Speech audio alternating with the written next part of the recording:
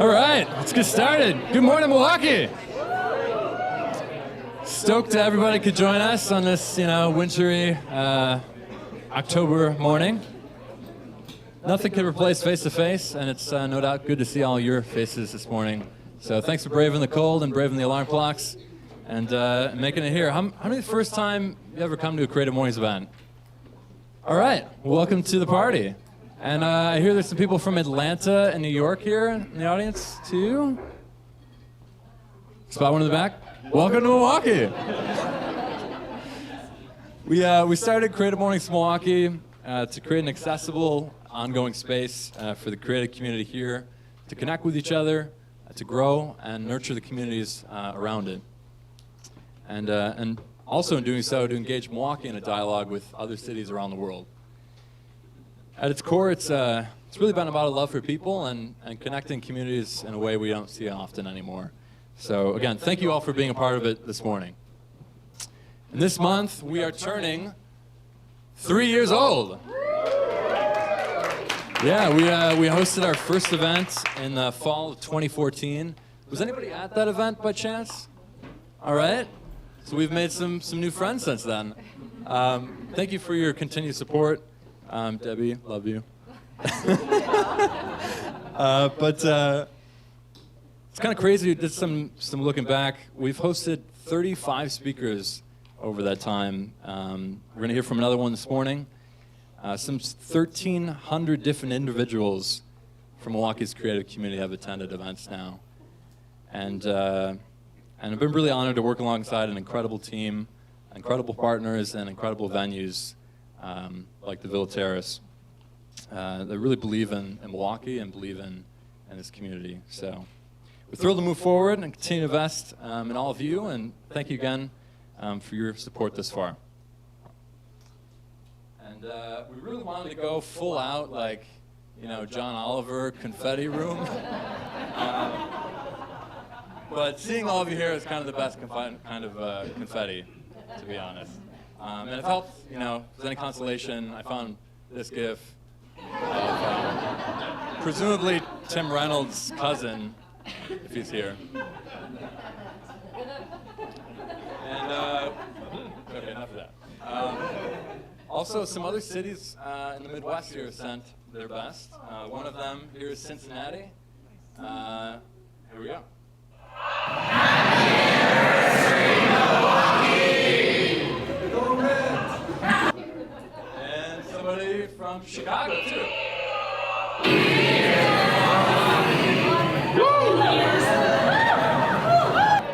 A little less coordinated in Chicago.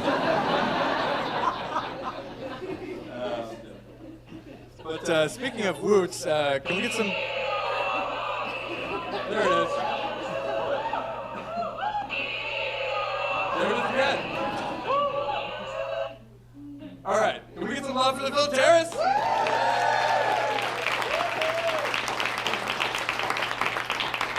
This Italian Renaissance-style villa, it's designed by David Adler way back in 1923. It was originally the residence of the Lloyd Smith family, who wanted to bring a little bit of Italy here to Wisconsin. You may have noted some of the wrought iron work. It's by Cyril Kolnick, pretty masterful ironworker. And it's not the warmest out, but it's really nice when it's sunny on the terrace. And if you want to stick around for afterwards, there's a current exhibition on the second floors called Back to School. It's featuring over a dozen accomplished contemporary artists exploring work when they made in school and then compared against their current portfolios. So one more round for the Villa Terrace. And speaking of shows, our friends at Artspin and Marcus Center have arranged some, it's Back to School, some tickets. So one lucky attendee here and a friend are going to receive orchestra row tickets to Billy McGuigan's show Thursday, November 9th at 7:30. And speaking of Pioneer, a portion of the show will pay tribute to a lot of pioneers in rock and roll. So I thought in view of that, maybe just to give away those tickets, anybody, like little air guitar competition up here? We need two people. 2 volunteers. Air guitar off. These tickets are worth like $100, so we got one, Heidi Parks, and another one. Come up to the stage. Let's see, Heidi Parks versus. Looks like it's no competition. All right, do you want to give us your best air guitar jam? All right. Yeah! All right!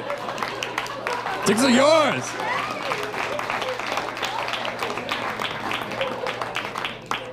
And thank you to Cindy of Artspin and Molly of Marcus Center there. We also have a couple other local groups here that have made today possible. Oh, there's the winner.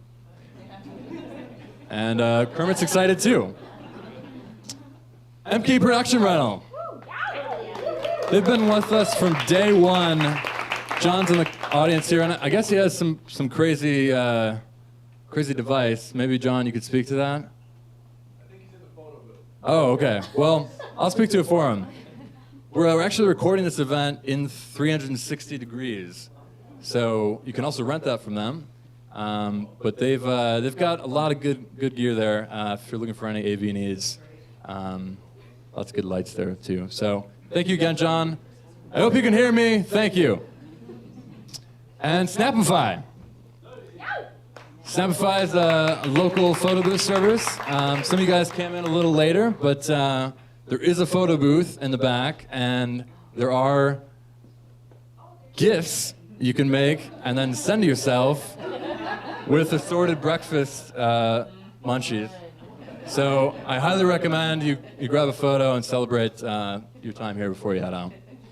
One more round to all of our partners, and thanks to the people for the tote bags.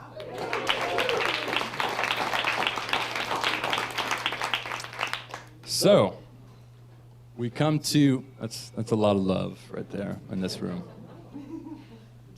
Just a couple of housekeeping notes. If you are looking for the bathrooms, they are down the hall, farthest one to the right. And if you're a fan of hashing out hashtags, the hashtag for this event is hashtag CreativeMornings. Somebody's already started. And the local hashtag here is CMMKE, which brings us to this month, Pioneer. It's that spirit of adventure that confronts fear, pushes boundaries, closes curtains, sometimes opens curtains. And one more round of applause for David Bussey. But seriously, this month's Global Exploration, it was chosen by our Denver chapter. It was illustrated by John Vogel, based in Denver. And it was presented by MailChimp, Creative Mornings' global partner for communication. So speaking of communication, I thought before Mark stopped, we just take a minute, say hi to somebody's next to you, maybe somebody you don't know, and share the answer to your icebreaker. Recently I discovered blank. A minute, go.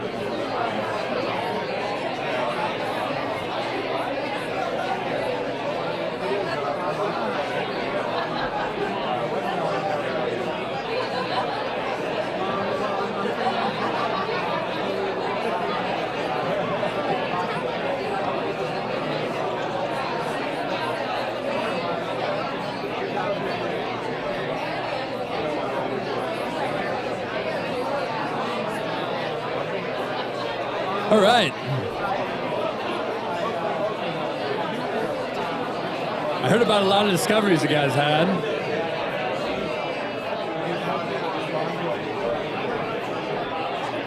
So some of the responses to your Icebreaker tag. Recently, I discovered we'd like to talk. They do it for like 30 or 40 seconds, and then they look back habits of 40 years or whatever it is. All right.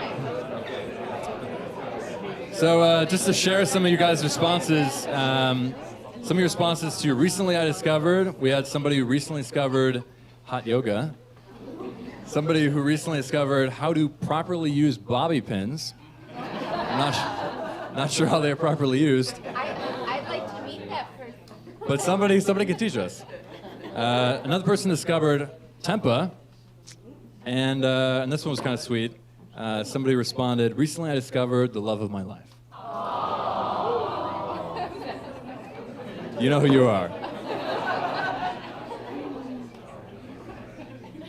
So there are now, believe it or not, 175 cities around the world that are hosting Creative Mornings in over 60 countries, and we get to be one of them. And it's really thanks to our global partners, MailChimp, Shutterstock, and Wix, and Adobe, that have made that growth possible, whether it's supporting CreativeMornings.com that you registered on, or CM Podcasts you can listen to on iTunes, for example. In fact, just a note, WordPress is offering a 15% discount on any site that you want to do with them. It's just wordpress.com/CreativeMornings. So we'll send a link to you after the event. And last thing before Mark's up, speaking of pitches, we got a couple people, we put a call out in the community to pitch a project, a business or initiative that they have. We got 2 brave souls taking the stage. So the deal is they're going to have 30 seconds, no more, no less, and a friendly reminder if they go overtime. And first up, we're going to afterwards send their contact info, so you don't have to worry about writing it down. So welcome to the stage, Suzanne Jerva.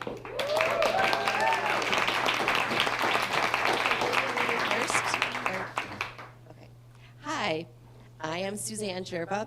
I am the new director of the Milwaukee Filmmaker Alliance. I'm here to invite you to a party November 9th at the Milwaukee Art Museum. At the museum and at this party, it will be revealed the Milwaukee Filmmaker Alliance and what we are all about.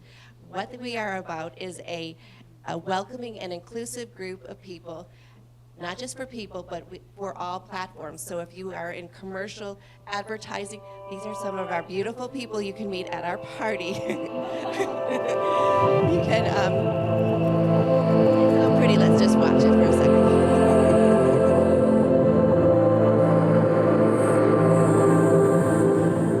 So we are welcoming across all creative platforms. So if you work in commercial advertising, online, digital, new media, old media. If you are a classic in the term of filmmaker, please come to the November 9th party where we will reveal how we are the second most economic impact sector in the city and in the area. And with the MFA, we are here to advocate, support, network, and provide funding and resources for filmmakers. Thank you. Come to my party. All right. And you may have catched there was a little banner. Actually, one of our team members, Eric, his beautiful mug is on that. So join the alliance. Next up, Abby Berman. This is my first elevator pitch, so I'm terrified. Hi guys, my name is Abby, and I work at Ink to the People, a local online t-shirt fundraising platform. Design a shirt, set your selling price, and various products you choose to sell, and you're off. Promote through Facebook, Instagram, and all of your other social channels. The more items you sell, the lower your costs and the higher the earnings for you or your cause. Let me or Todd know if you have any questions after. We'd be happy to help you. Also, check out the cool swag bags and ask us about our Ink for Good Milwaukee collection. Thanks.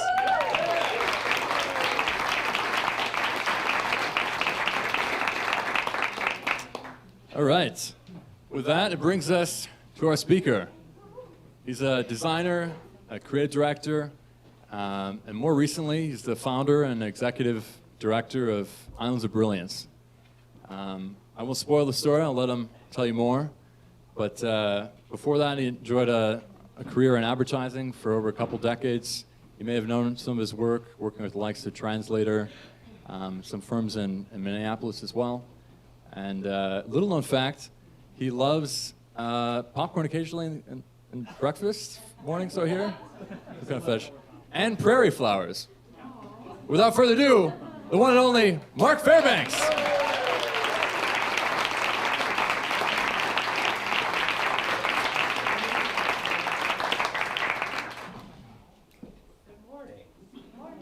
I just want to say, I think, Creative Mornings Milwaukee is one of the greatest things in the city. This is just so cool. The energy level here, the diversity of people, the different disciplines, it's amazing. I think the importance of people getting together in person and having these conversations and discussing ideas is really cool. Did anybody go to the On the Table events last week? That great? Yep, okay. Another great, initiative here. And I hope stuff like this continues to grow and move forward. So, let's talk. I kept bumping into this quote from Maslow the last 6 months.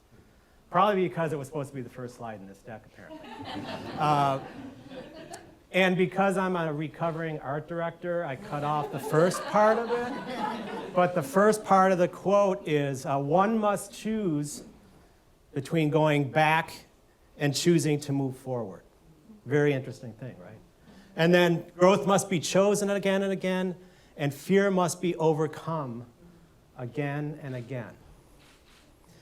What's interesting about that, how often do we think that growth and fear have a relationship, right? They actually meet for breakfast often. And so, hey, fear. Hey, growth. But we don't think about that. We see fear and sometimes are stopped by it, but that's actually the conduit to growth. Now, I think that pioneers understand this. They understand that staying in the safety part, they can't do that. They have to move forward, right? And they move forward towards growth and new horizons.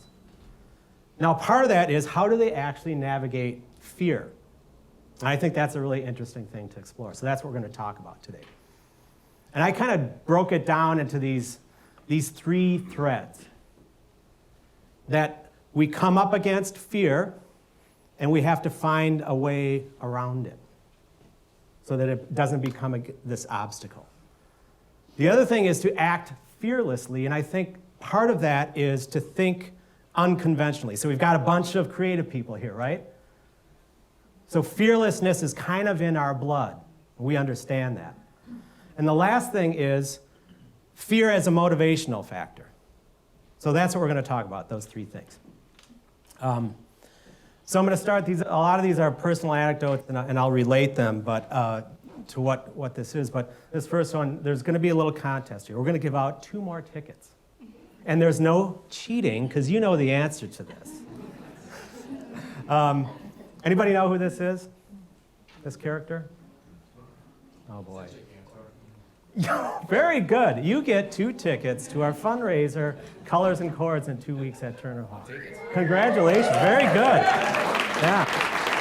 This is Gigantor. And I watched Gigantor when I was a kid. This is back in 1965, 66. I was into anime in 66. Pioneer, right? I was into anime before it was cool. Watched it. I grew up in Racine, Wisconsin, just like Paul. Watched it on Channel 9 out of Chicago. And it was about this time that I was in kindergarten, and they had like a costume day. And my mom says, "What do you want to go as this year?" I'm like, "I want to go as Gigantor." And she didn't say this, but the look on her face is like, what the hell is Gigantor? Because you couldn't go to, I don't know, what was Zare back then and just buy a Gigantor costume. So she has to figure out how to make this. My mom's Sicilian, and I got, a lot of my creativity from her. So she, all detergent came in these cardboard canisters back then, about, I don't know, this tall. So she takes one of those, strips the, the branding off, cuts holes for my arm. takes these, cardboard tubes from paper toweling to make the jet packs on the back, then wraps the entire thing in Reynolds wrap. Takes pants, my little army boots, a football helmet, takes the face guard off, spray paints it. So, like, this thing is great. I try it on, it fits great. All right. And I think it was the day before the costume event at school. I'm like, all right, what if people make fun of me? What if I could look really stupid and get picked on? And I don't know about this. So I think it's at breakfast, I tell my mom, I don't want to go as Gigantor anymore. I just want to go as a football player. And she squints her eyes and looks at me. And she says, you are going as Gigantor or you're going as a dead duck. All right? So I went as Gigantor. And I won the costume award, and it was brought from class to class, and all my friends, want to try this thing on. But think about that, because I bet a lot of people in here have a metaphorical Gigantor costume that you are afraid to get into, right? I don't know, a 30-second pitch, perhaps. Maybe.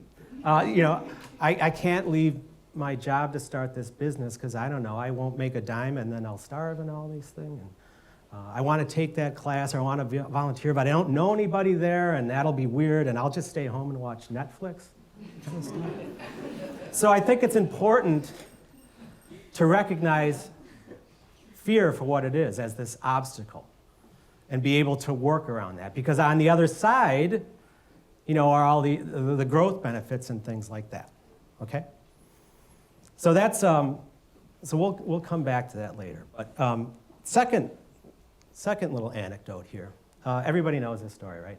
I was doing a storytelling workshop for a group of startups at, I think it was Generator a few years ago, and I did some research on storytelling. And it was interesting. The insight was the hallmark of a great story is in its ability to be retold over and over again by other people. That's what makes a good story, and everybody knows this. What's interesting is I came across, in doing research for the talk, a TED Talk by Malcolm Gladwell, where he talks about David and Goliath. He says this story is all wrong. We think about it as David is this underdog and he defeats, the giant. He says, actually, Goliath really didn't have a chance because David thought unconventionally. And because he thought unconventionally, that fueled his fearlessness, right? So he didn't need any armor, and he had a sling, and that was actually high technology back then, I guess. And Goliath was trapped literally and figuratively by his armor, by his conventional approach to battle. So Malcolm Gladwell's like, it's not surprising that David actually won. So that's, interesting point of view. So this feels like 3 lifetimes ago. I actually my first agency was Octane here in town, and actually Jen Kuhn is one of my former employees there, or colleagues, I really should say. And we were this great little firm in town, 9 people, I think. Did a lot of amazing work, won a lot of awards. But I think that the thing that sticks with me is how tight-knit we were. I've never worked with a group of people that, was that tight-knit. And we were known for this kind of style of work that looked like found objects, okay? So this is a piece we did for the local chapter of the Salvation Army, hung above the kettle signs, right? And this got into one show advertising annual, got into communication arts advertising annual, all these awards and things. I think communication arts was December of 2003. So in January 2004, I come in and there's a voicemail. It's, hi Mark, this is Darren Irby. I'm the Vice President of Communications for the American Red Cross in Washington, D.C. I was going through communication arts and I saw your poster for Salvation Army. We've got an upcoming project I'd like to talk to you about. I'm like, bullshit. Because they were always playing practical jokes on me, like some irate customer, like, oh, well, this is another one of these. But he's got a, Washington, D.C. area code. I'm like, is this legit? So I call him, and it's legit. So in 2004, they were dedicating the World War II Memorial in Washington. And of course, with the Red Cross's involvement, during the World Wars, they wanted to have a big presence there. And they're looking for an agency to help them with what that experience was going to look like. So they asked us to submit a proposal, and everybody know what an RFP is, request for proposal? Okay. So from an agency perspective, you're going to put together your scope of work, you're going to put a budget in there, and then you might have some type of sample of what you're going to do. And generally, you package it in a way that stands out. It's not just this document. It should be cool looking, right? And we were good at that. But we took it to this other level. Because if you're going to do an RFP for the World War II Memorial for the American Red Cross, it should look like a GI footlocker from 1944. So we went to this, I don't know, it was a military out in West Dallas. I think it's still there, Dallas. And picked this out. And then when you opened it up, they wanted wearables and things like, and this was, actually Jen was the art director on this. Yeah.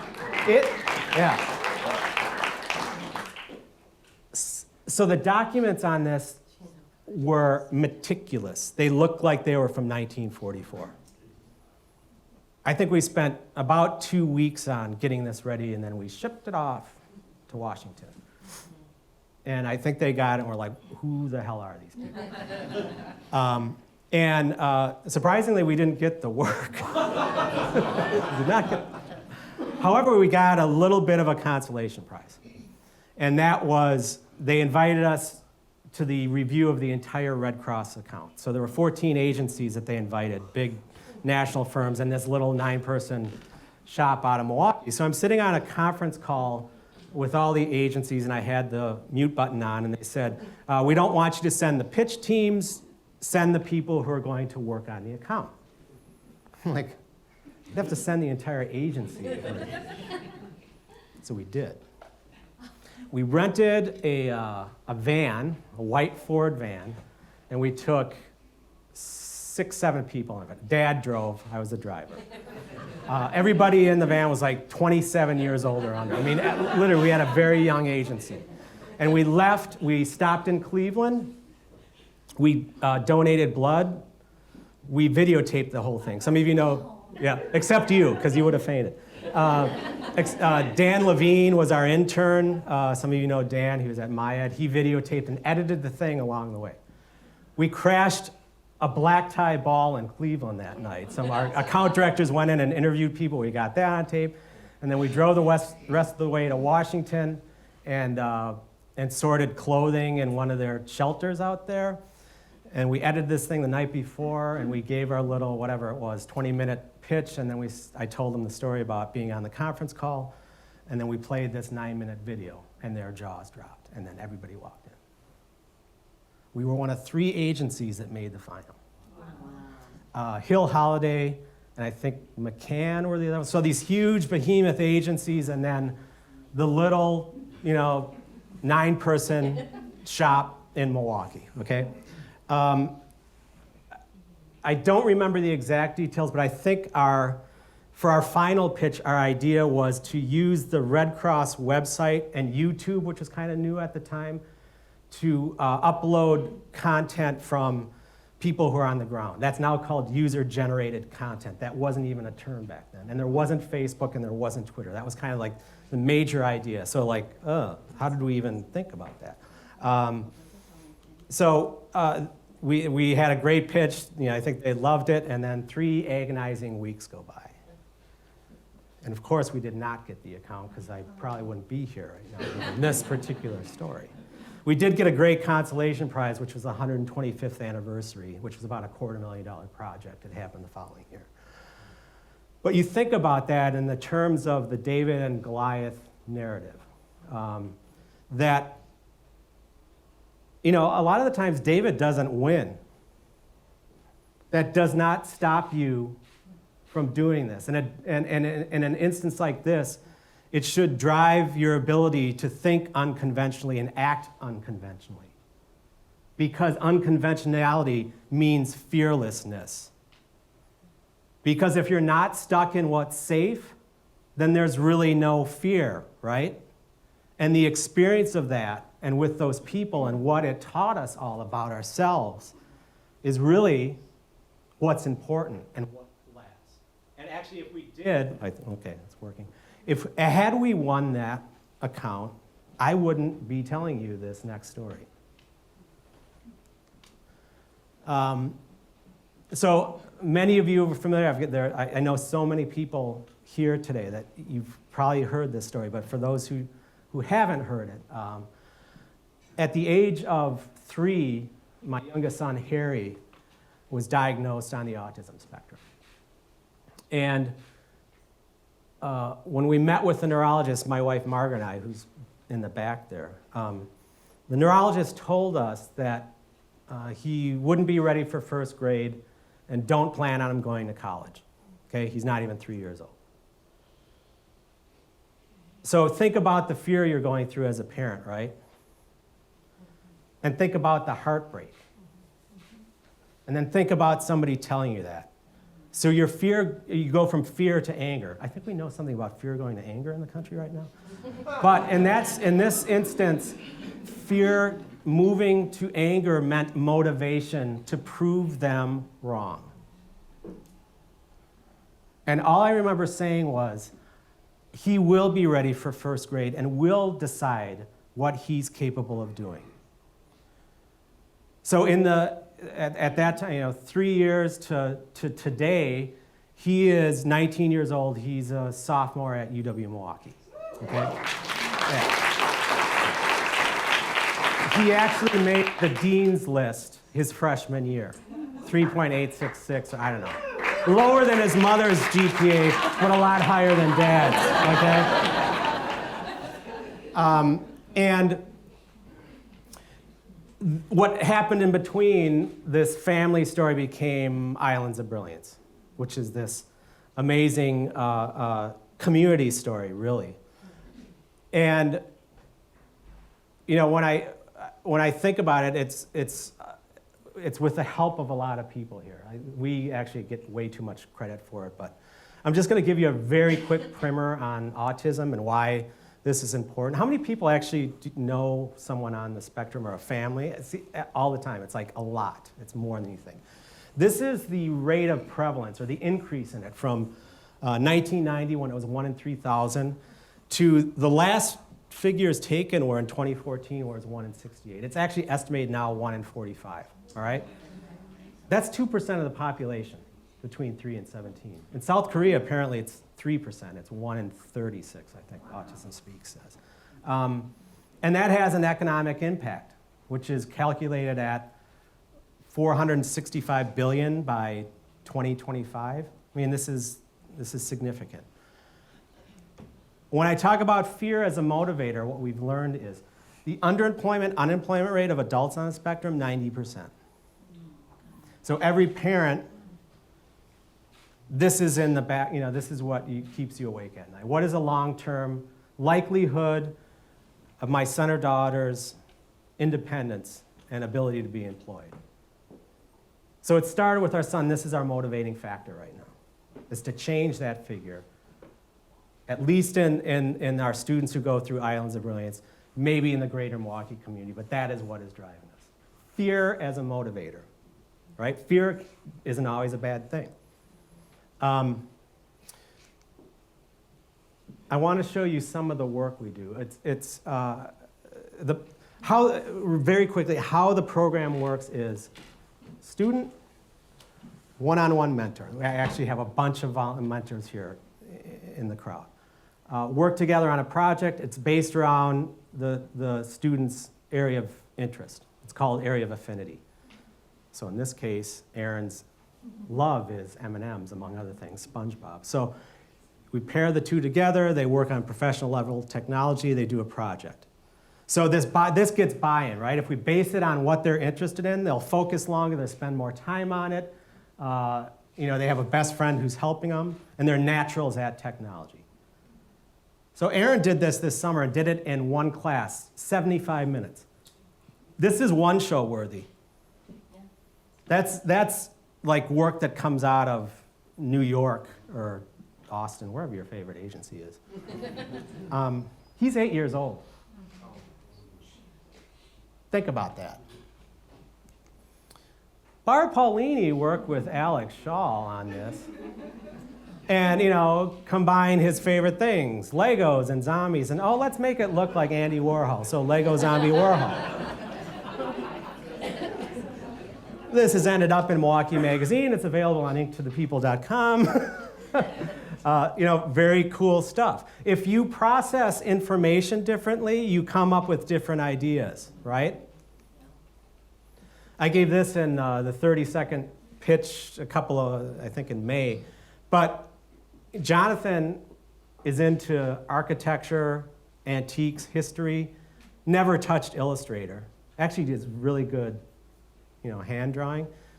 Like this is 0 to 60, or taking a driver's lessons and then qualifying for the Indy 500. I mean, and that's not tracing, by the way. That's looking at a picture and doing it over here. And then there's just fun stuff like Kim. We call these Kim's Kimians. Pages and pages and pages and pages of this stuff.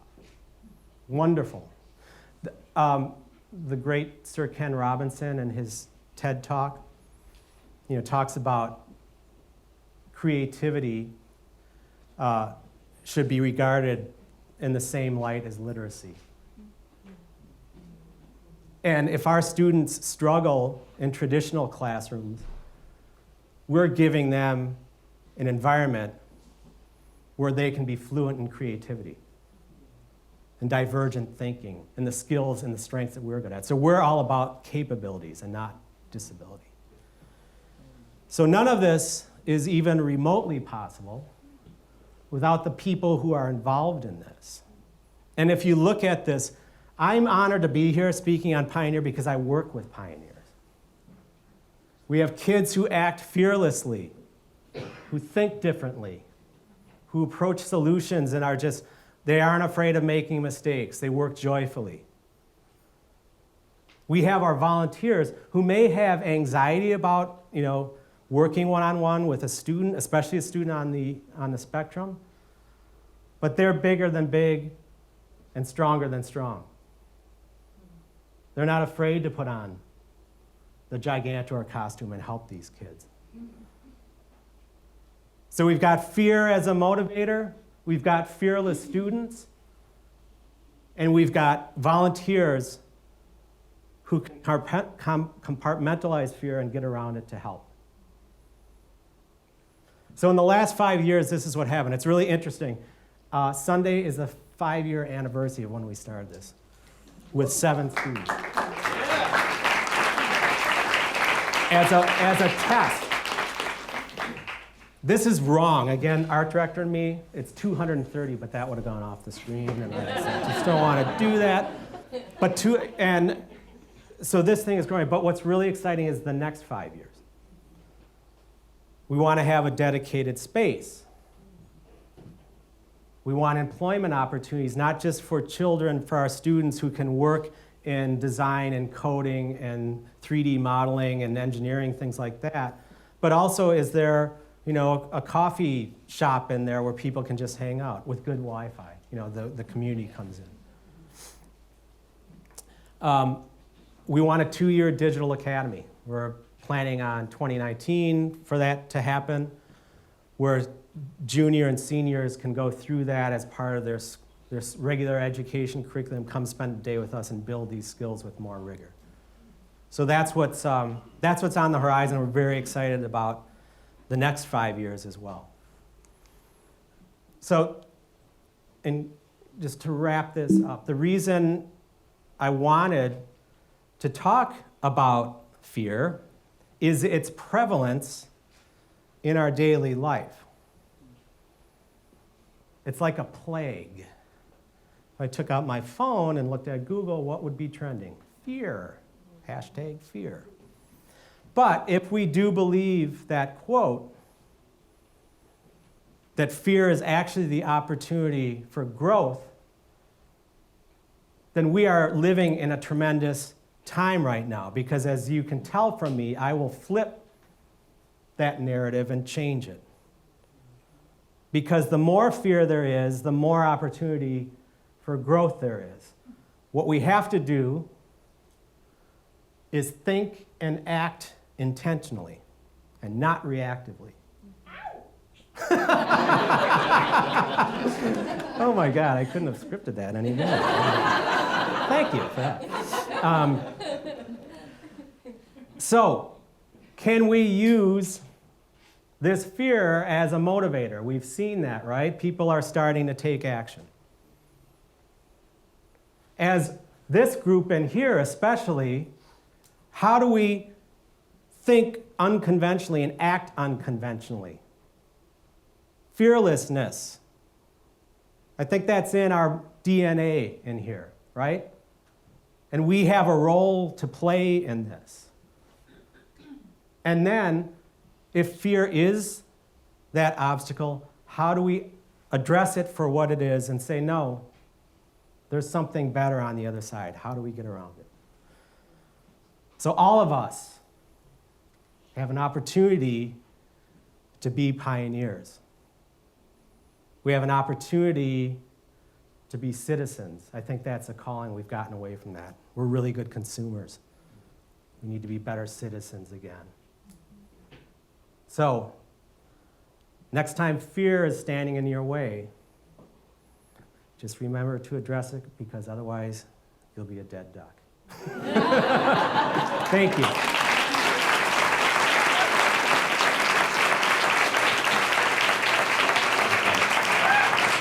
Mark Fairbanks!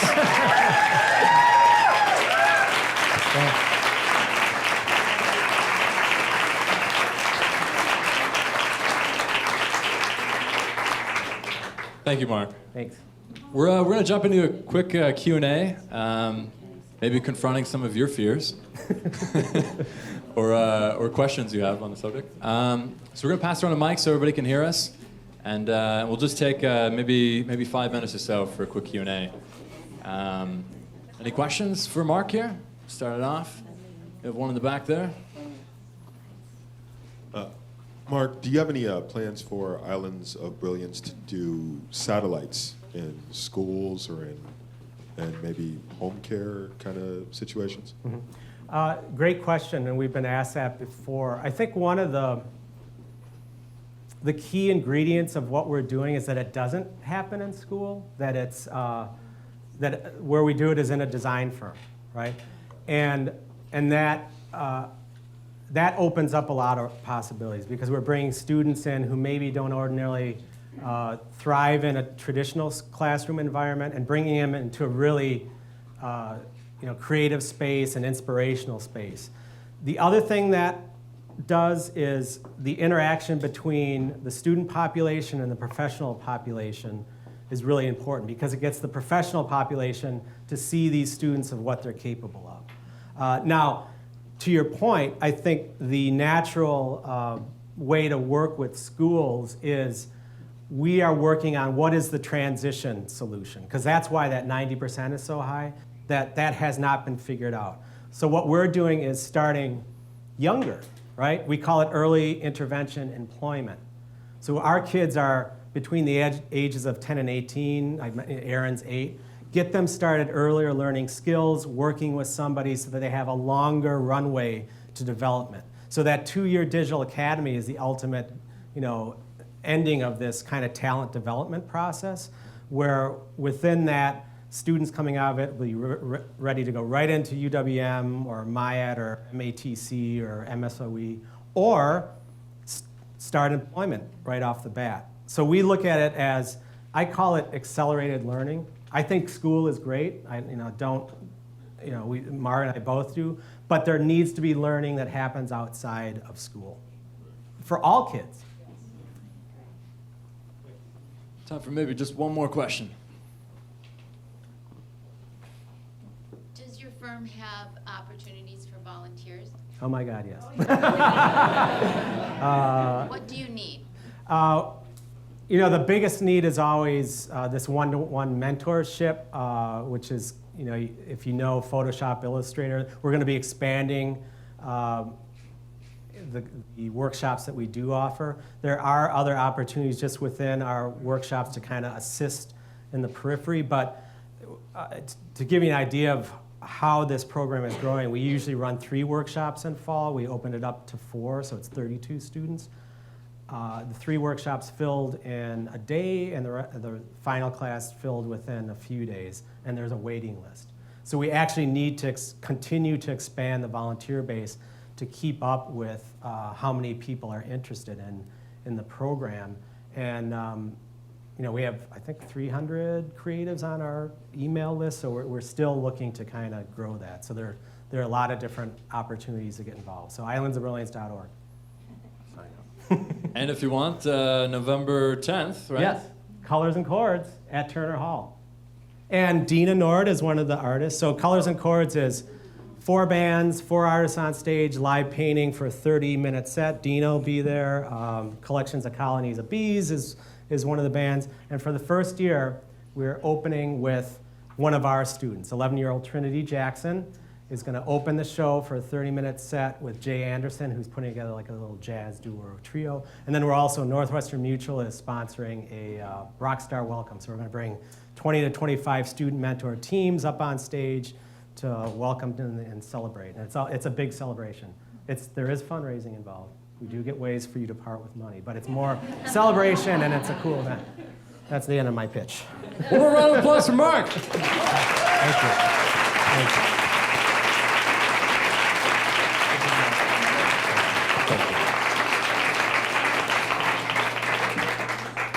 And much love to our team as well. As I mentioned, it's been 3 years since Creative Mornings, and it certainly wouldn't be possible without an incredible team. Everybody who's been a part of the event, do you mind just coming up to the stage real quick? Just so you can see these faces and remember them and thank them, because all of them are incredible, and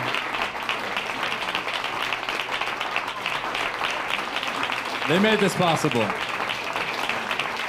So, thank you guys. It's been so good working with you. And we look forward to many more memorable events to come. See you soon.